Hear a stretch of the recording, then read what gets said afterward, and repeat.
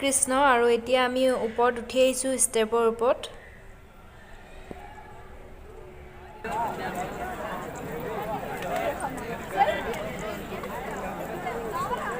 কিমান ওখ চাওক মূৰ্তিটো, কিমান ওখ।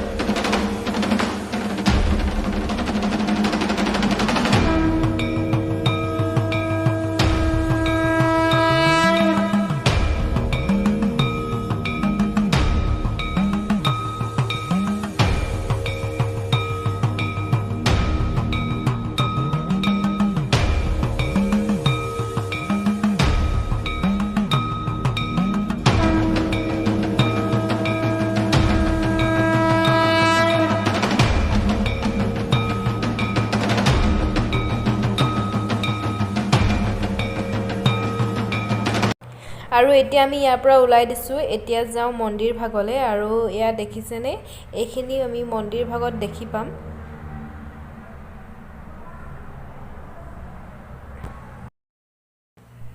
এতিয়া আমি মন্দিৰ ভাগত যাওঁ। আৰু সঁচাকৈ পৰিৱেশটো ইয়াত বহুতেই সুন্দৰ পৰিৱেশ, পাহাৰ আছে আৰু এই তামোলৰ পূৰা বাগান আছে। আৰু আজি গৰমো বহুত পৰিছে, একদম পূৰা ঘামি জামি শেষ হৈ গৈছোঁ। তথাপিও ভগৱানৰ ওচৰত আহিছোঁ যেতিয়া, যিমান গৰম হ'লেও ইমান গৰম অনুভৱ হোৱা নাই। মানুহবিলাক ইয়াত আহিছে মূৰ্তি ভাগলৈ, আকৌ কিছুমান গৈছে মন্দিৰ ভাগলৈ। 1 কিলোমিটাৰমান অলপ দূৰ হয় আৰু মন্দিৰ ভাগৰ পৰা মূৰ্তি ভাগলৈ।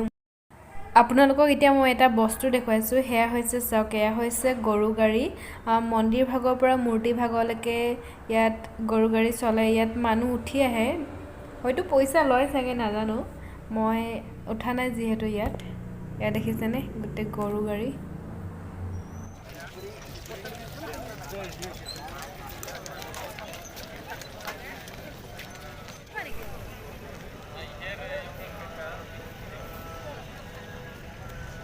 বাইদেউ ভোক লাগিছে বোলে, কিবা এটা খুৱাই লওঁ।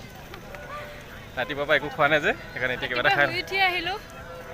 6টা বজাতে ওলালোঁ ৰুমৰ পৰা। এতিয়া ভোক লাগিছে, অলপ মন্দিৰত দৰ্শন কৰিলোঁ। দৰ্শন কৰি এতিয়া আমি কিবা এটা খাম আৰু ন। এইফালে হোটেল আছে, হোটেললৈ আহি আছে।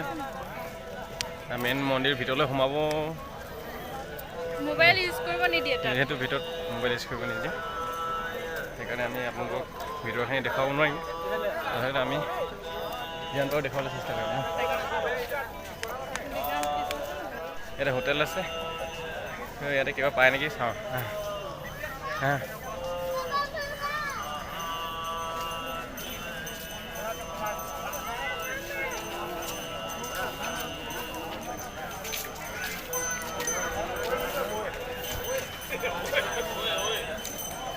আমি জুচ খাবা, জুচ খাই ল'ম আপোনালোকে কিবা, অ'কে। এই জুচৰ দোকানলৈ আহিছোঁ, জুচ খাই বুলি কয়। আৰু এতিয়া আমি এনেকৈ খাব লাগিব। ইমান পেট ভৰাই এতিয়া নাখাওঁ, কাৰণ যিহেতু আৰু এটা মন্দিৰত সোমাবলৈ আছে। আৰু এইখন চাওক, এইখন হৈছে ঢকুৱা প্লেট। খাই বৈ আহি গ'লোঁ, এতিয়া মন্দিৰ ভাগত যাব লাগিব। এয়া দেখিছেনে, বাপৰে গোটেই লাইন লাইন লাইন লাইন। আৰু এইখন হৈছে মন্দিৰৰ গেটখন।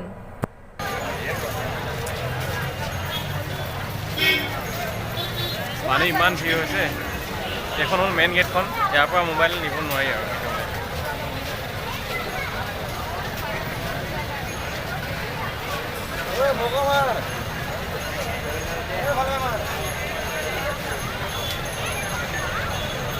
যিহেতু আমি মোবাইল নিব নোৱাৰোঁ, ইয়াত আমি জমা দিব লাগিব। ইয়াত কাউণ্টাৰ আছে আৰু আমাৰ মোবাইলটো ৰাখি তেওঁলোকে এটা কাৰ্ড দিব, তাত নাম্বাৰ থাকিব। আৰু মানুহ ইয়াতো পূৰা লাইন পাতি আছে। A few moments later.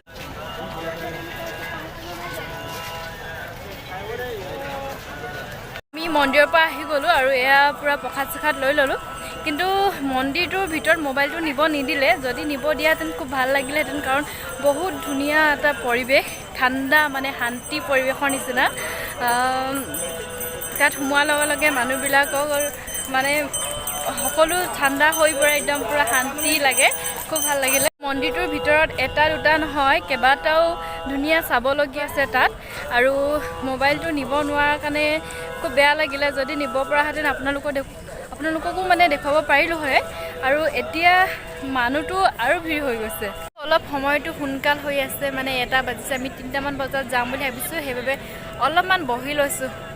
অকণমান ৰ'দটো এতিয়া অলপ কমিছে, সেইবাবে অলপমান ঠাণ্ডা ঠাণ্ডা হাৱাও আহিছে, সেইবাবে অলপ বহি লৈছোঁ। ভাগৰ লাগিছে।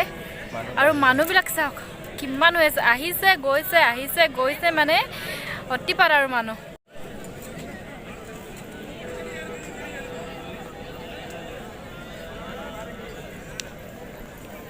চাওক চবফালে মানুহে মানুহ, চবেই অলপ অলপ বহিছে।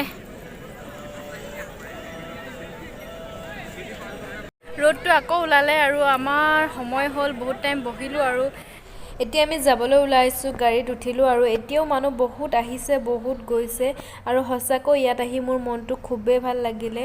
ইমান এটা সুন্দৰ পৰিৱেশ। আৰু যেতিয়া মন্দিৰ ভাগৰ ভিতৰত সোমোৱা যায়, তেওঁলোকে ইমান ধুনীয়াকৈ প্ৰণাম কৰে। আৰু ইমান এটা ঠাণ্ডা পৰিৱেশ, শান্তি পৰিৱেশ, আৰু ইমান শৃংখলাবদ্ধ তেওঁলোকে কৰিছে, মুঠতে মই ভাষাৰে বুজাব নোৱাৰোঁ। ইমান এটা ধুনীয়া চাইলেণ্ট পৰিৱেশ মানে। যেতিয়া আমি যাওঁ, ভিতৰত সোমাওঁ, সকলো মন্দিৰৰ ভিতৰত ধ্যান কৰিবও দিয়ে 2 মিনিট। ধুনীয়া পুখুৰী আছে, তাত মাছো আছে, মাছ জীয়াই ৰাখিছে, ডাঙৰ ডাঙৰ মাছ। মুঠতে মই ক'ব নোৱাৰোঁ, মানে ইমানেই ভাল লাগিলে। আৰু আপোনালোকে যদি আহিব বিচাৰে, আহিব পাৰে। খুব এটা ভাল লাগিব আপোনালোকৰ মনটো। কিবা এটা যদি মনত দুখ লাগি থাকে, আপোনালোকে ইয়াত আহিলে মনটো খুবেই শান্তি পাব। আজিলৈ ভিডিঅ'টো ইয়াতে সমাপ্ত কৰিছোঁ। আৰু আপোনালোকে যদি মহাদেৱৰ ভক্ত হয়, তেনেহ'লে প্লিজ লাইক এটা কৰি দিব। ওম নমঃ শিৱায়।